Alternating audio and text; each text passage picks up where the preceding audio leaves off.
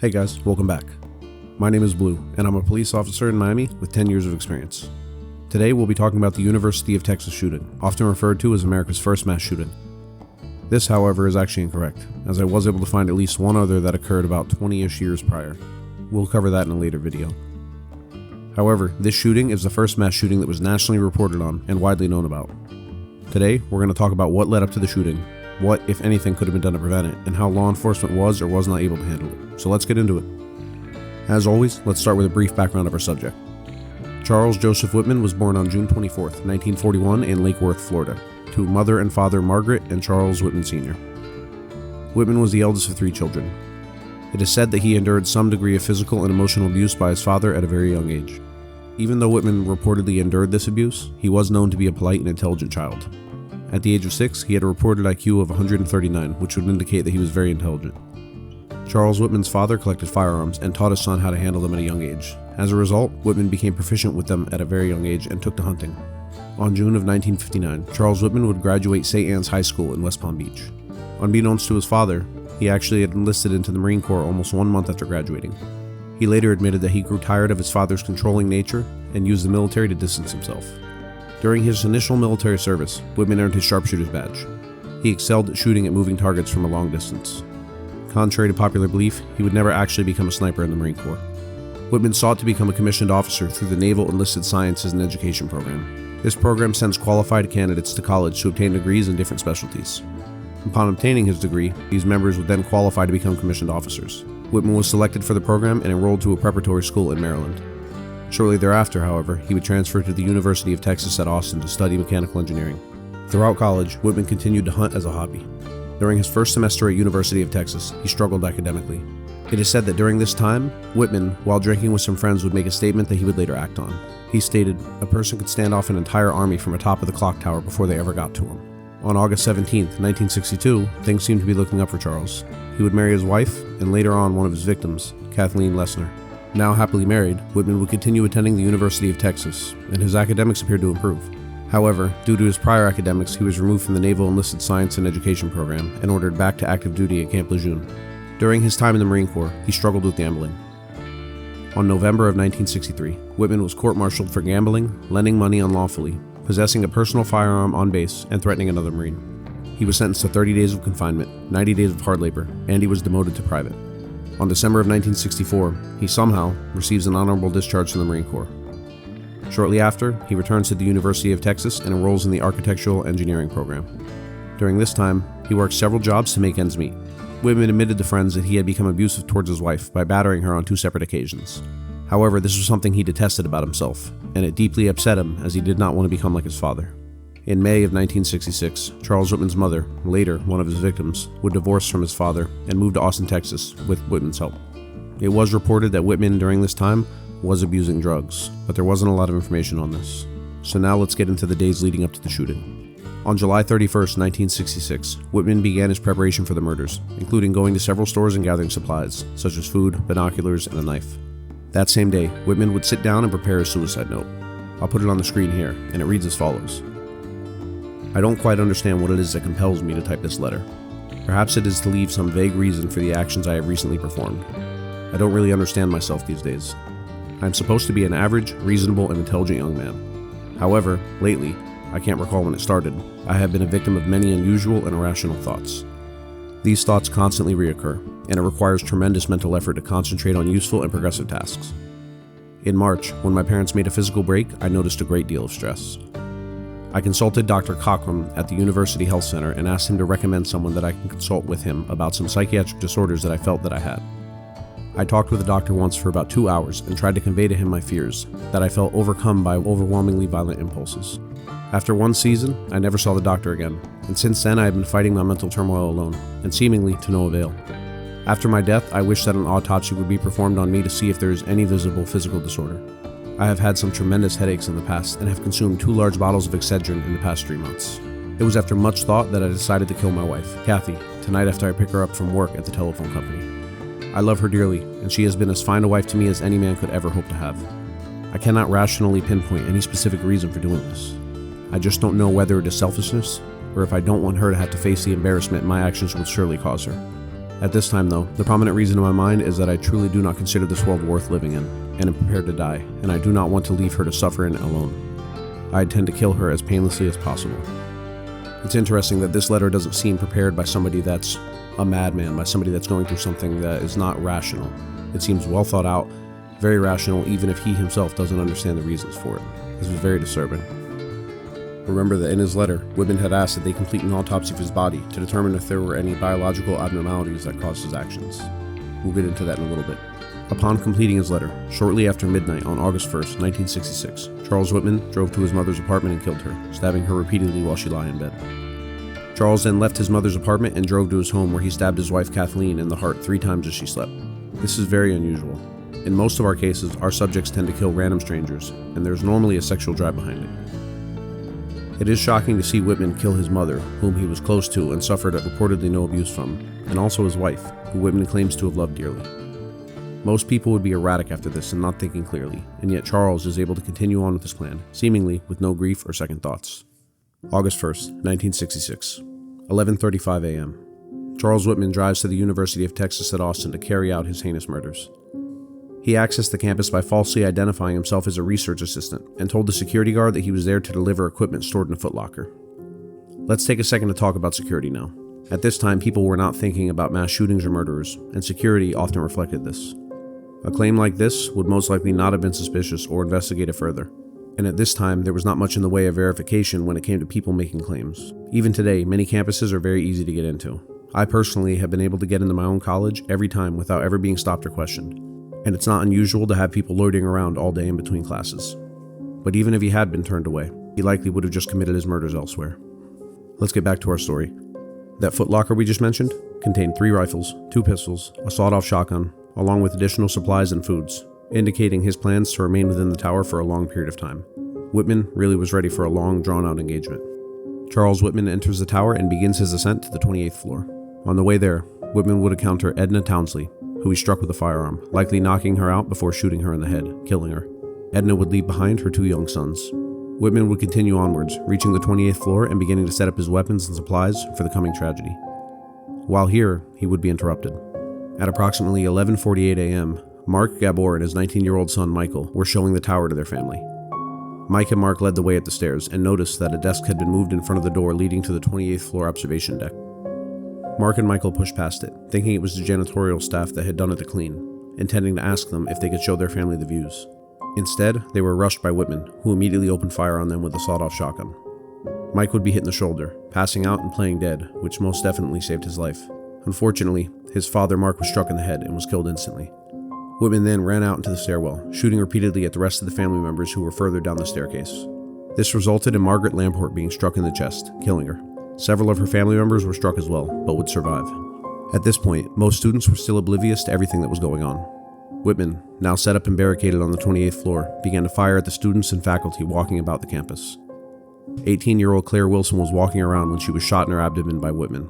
Claire's boyfriend, Thomas Ekman, is reported to have jumped on her to shield her from more gunfire, sacrificing his life in the process. Unfortunately, Claire, who was pregnant, would lose her unborn child and Thomas, but would survive herself after spending 3 months in the hospital. 33-year-old Robert Boyer would be the next to fall victim to Whitman. Boyer was a bright mathematician who had just accepted a job teaching at a university in England, where his wife and children were waiting for him. Boyer, who had been in town less than 24 hours, was shot in the back, the bullet piercing his kidney. Boyer would sadly die from his injuries, leaving behind his wife and 2 young children. 23-year-old police officer Billy Speed was eating lunch at a nearby cafe when he heard the gunfire and rushed over to investigate. Speed would see Whitman's shooting and took cover behind a column. This, unfortunately, would prove ineffective, as Whitman's rounds pierced the column and struck Speed, killing him. 29-year-old Roy Schmidt, an electrician, was on campus to perform repairs when they encountered police barricades that had been set up. Upon hearing the shots, they exited their vehicles and took cover behind them, Schmidt reportedly telling bystanders that they were safely out of the range of the shooter. Moments later, Schmidt was shot and killed by Whitman from approximately 500 yards away. 22-year-old Thomas Ashton, a Peace Corps volunteer, was leaving a language class to meet friends for lunch. While on the way there, he would be fatally struck in the chest by Whitman, falling to the ground where he would remain until police could finally reach him approximately 2 hours later. 18-year-olds Claudia Rutt and Paul Sontag would be Whitman's next victims. Both recently graduated, the couple was looking forward to starting their life together. On this terrible day, they met a friend of theirs at the university, Carla Sue Wheeler. They had all heard the shots and took cover immediately in a construction area, but unfortunately, this wasn't enough. Paul was actively looking for the shooter and told his friends nearby that he could see Whitman in the tower. Just after this, Paul was shot, dying moments later. Claudia, distraught, ran from behind cover to help Paul as her friend Carla tried to hold her back.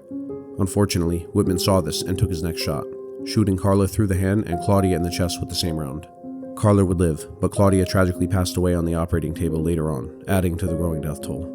At this time, Whitman had begun to shoot beyond the campus grounds, as most people on campus were barricaded or out of view. This is where Whitman would spot Karen Griffith, an 18-year-old student. Whitman shot Karen through the chest, piercing her lung. Karen fought hard in the hospital, but she would sadly pass away from the extent of her injuries 7 days after the shooting. 24-year-old Thomas Carr would actually witness the shooting. Carr was a military veteran and honors student at the university.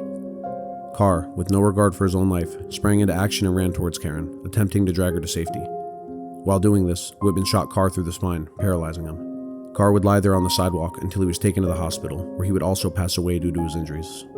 23-year-old David Gunby was walking from the library when he was shot.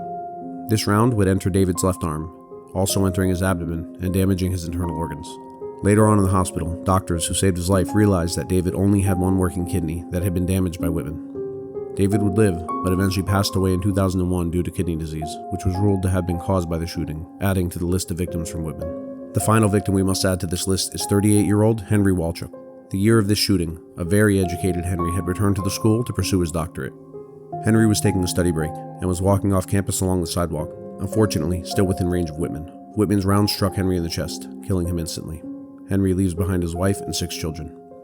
I'd like to note here that due to the chaos and large size of the scene, this is not a list in chronological order, but instead just a list of all the known victims.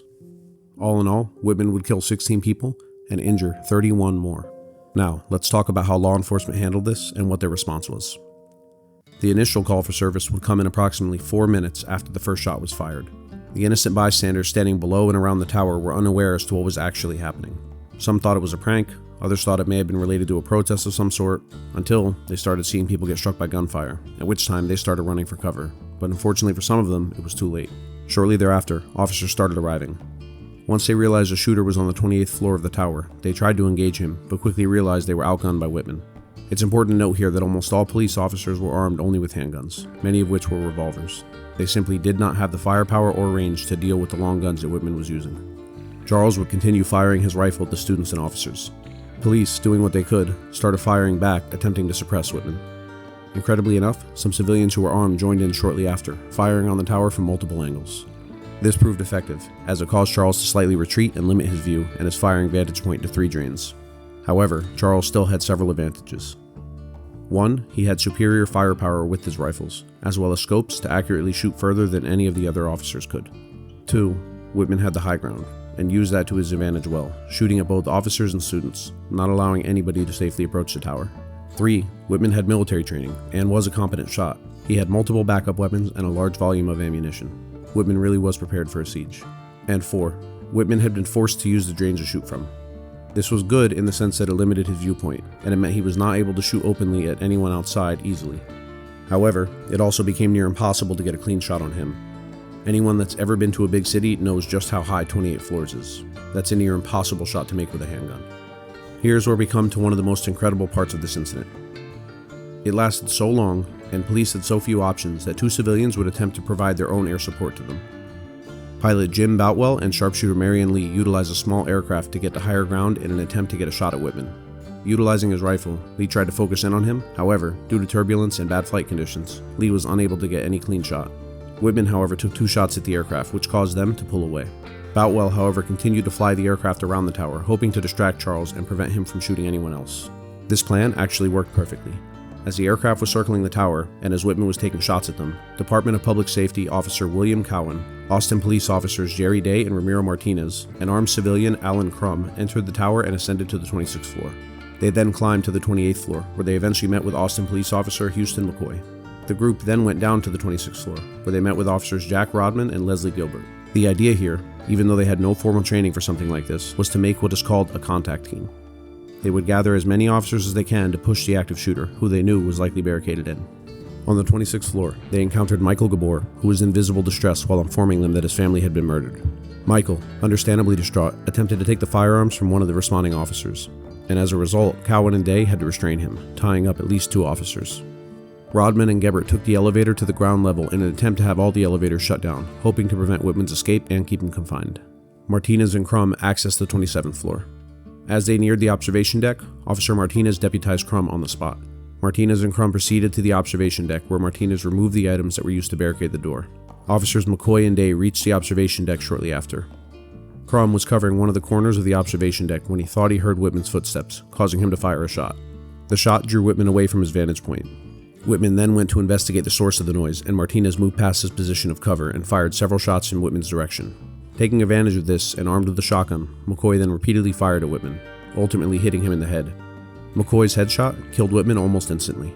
McCoy, not taking any chances, shot him again on the left side with the shotgun. After a 96-minute reign of terror, the threat was neutralized. Charles Whitman was no more. A few obvious points I think it is important to touch on is that in the year of 1966, law enforcement did not have the technological advancements, specialized tactical training, nor equipment to deal with such a situation. In fact, shortly after this, departments started training for such incidents and started creating tactical teams, welcoming the birth of SWAT, or Special Weapons and Tactics, in 1967. Today, active shooters have unfortunately become more common, and as a result, law enforcement has increased its training to respond to such situations. There are different types of responses. For example, Advanced Law Enforcement Rapid Response Training, otherwise known as ALERT, has become very popular amongst law enforcement and civilians. This type of training is specifically geared towards sharing the tactics that would help officers stop an active shooting incident as quickly and safely as possible. If this exact scenario would happen today, it would still present a challenge with the shooter having the high ground. Nearly all agencies nationwide have adapted a single-person response. Essentially, the first officer that arrived on scene would have climbed up the stairs with his pistol and neutralized the threat, which of course is easier said than done. The tacticians of the 60s were definitely innovative in using an aircraft armed with a sharpshooter. Today, there are sharpshooters trained to take shots from helicopters, which could provide a more stable platform. However, if you see him, he more than likely can see you. The idea of creating a distraction with the aircraft is an effective one, as it distracts the shooter and buys law enforcement time to close in, as it did here. Today's communication technologies would also have a faster, more coordinated response by police. In 1966, they were using walkie-talkies and several different methods as a way to communicate. Due to the exigent driving force of the shots being fired, the initial officer would have responded and climbed that tower to make his best attempt at neutralizing or at least distracting the threat. The idea is that if they're shooting at us, they're not shooting at you. We refer to driving force as a certain condition that causes us to forsake traditional rules, tactics, and regulations, forcing us to rush towards the driving force, which in the case of mass shooters is the gunfire. As we're trained, when you hear gunfire, your primary goal is to get to it and stop the killing. This is a tactic that would not begin to spread until after Columbine, something we will discuss more in a future video.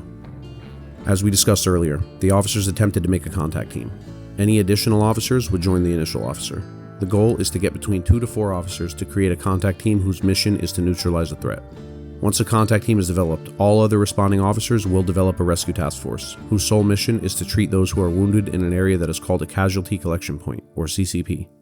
The CCP is an area where those who are wounded are gathered and treated. Additional responding officers would immediately secure an inner perimeter and an outer perimeter. The purpose of the perimeters is to get people out of what we call the hot zone, or the affected area. The ultimate goal is always to preserve life and to prevent anyone else from being injured. But how would today's training and tactics have helped in this case, with officers as under-equipped as they were?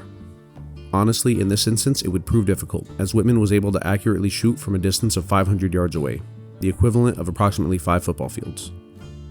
Due to the amount of area that Charles was covering, innocent bystanders would be encouraged to take cover immediately. If this incident would have occurred today, it is very likely that Whitman would have been taken out much faster. I don't say this to in any way demean the officers who risked their lives responding and engaging with Whitman. It is just simply true that with today's training and equipment, we would likely have been able to engage with and stop Whitman faster than they were, due to the limitations of the time. As an example, if any of you are familiar with the North Hollywood bank robbery, you can see that the robbers were basically unstoppable to officers, until they were able to gain access to rifles that would penetrate conventional body armor. We'll do a video on this incident in the future. Officers today are equipped with ballistic plate carriers, with a variety of protection levels. We are also equipped and trained with rifles for instances where we have to actively engage from long distances. Today, law enforcement agencies are training officers to utilize tourniquets to stop bleeding. Officers are also provided with an array of first aid equipment to treat wounded persons. These situations are absolutely dynamic, and time is of the essence. Today, it is a common theme for officers to train often to respond to these types of situations. Tactics have evolved, but ultimately, McCoy, Martinez, and Crum had the right idea in the way they pushed Whitman. Active shooter incidents are absolute chaos, and it's hard to predict anything. Now, remember that suicide note that Whitman left, where he claimed to have headaches and asked for an autopsy to be done? Here are the actual autopsy results. On them, we can see that at autopsy, a mass the size of approximately a walnut was discovered in Whitman's brain, on an area of the brain that is responsible for strong emotion. But what is even more disturbing about this is that Whitman had seen a doctor at the university about 6 months before the massacre and actually told him about his intense headaches. He also told this doctor about these irrational thoughts and periods of anger he was having, and even explicitly told the doctor that he had been having a desire to climb to the top of the tower and pick people off like deer. In this case, it seems that this is really the only time Whitman could have been stopped. Unfortunately, we're left to wonder that if Whitman's claims had been further investigated, or his statements reported, would this entire tragedy have been prevented? This was decades before any red flag laws, and even if Whitman had temporarily lost his guns or been subject to a forced mental evaluation, called the Baker Act in Florida, it's hard to say that he simply wouldn't have committed the crime right after his release. But the other question many have is, could a mass in the brain really make someone do something like this? Could that really be the only reason that a seemingly normal man would kill his supposedly beloved wife and mother before committing what was once the worst mass shooting in history? Sadly, we may never know. And that's the end of our video. I hope you guys enjoy the new series. We'll be going over mass casualty events, specifically in the realm of mass shootings, which have sadly become so much more common. Before we can talk about any other ones, we'll have to talk about Columbine, the shooting that is said to have changed it all in terms of how police respond to these ever-increasing incidents. So stay tuned for that, and if you like the content, don't forget to like and subscribe. If you guys have any questions or suggestions for me, comment them down below. And remember, stay tuned and stay safe.